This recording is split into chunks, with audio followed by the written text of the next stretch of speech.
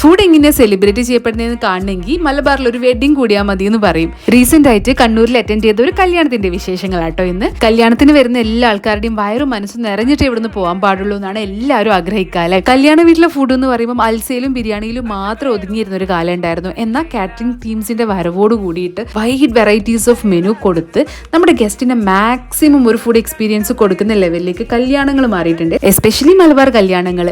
വരുന്ന ഓരോ ഗസ്റ്റും കഴിച്ച് ഫുഡിനെ മാത്രമേ ഓർമ്മിച്ചിരിക്കുള്ളൂ എന്ന് പറയും. കല്യാണത്തിന്റെ മറ്റു പല ടെൻഷന്റെ ഇടയിലും ഈ ഒരു കാര്യം ന്യൂ പാലസ് കാറ്ററിംഗ് പോലുള്ള വളരെ എക്സ്പീരിയൻസ്ഡ് ആയിട്ടുള്ള ടീംസിനെ ഏൽപ്പിക്കുകയാണെങ്കിൽ നമ്മുടെ തലവേദന ഒരുപാട് കുറഞ്ഞു കിട്ടുമെന്ന് എനിക്ക് തോന്നിയിട്ടുണ്ട് കേട്ടോ.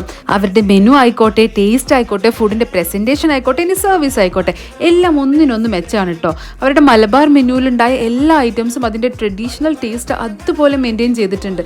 ഞാൻ കഴിച്ച എല്ലാ ഐറ്റംസും ഒന്നിനൊന്ന് മെച്ചായിരുന്നു. ഇവരുടെ ഒരു special sea food cocktail biryani ഉണ്ട്, അതെന്തായാലും നിങ്ങൾ കഴിച്ചു നോക്കണ്ടായിട്ടാ. പിന്നെ ഇവരുടെ ഒരു പാലസ് മട്ടൺ ദം ബിരിയാണിയും ഇവരുടെ കുറേ ഫിഷ് ഫ്രൈസ്, അതൊക്കെ മാംഗ്ലൂരിൽ നിന്ന് ആൾക്കാർ വന്നിട്ട് ലൈവായിട്ട് ഇവിടുന്ന് ഫ്രൈ ചെയ്ത് കൊടുക്കുന്നതാണ് കേട്ടോ.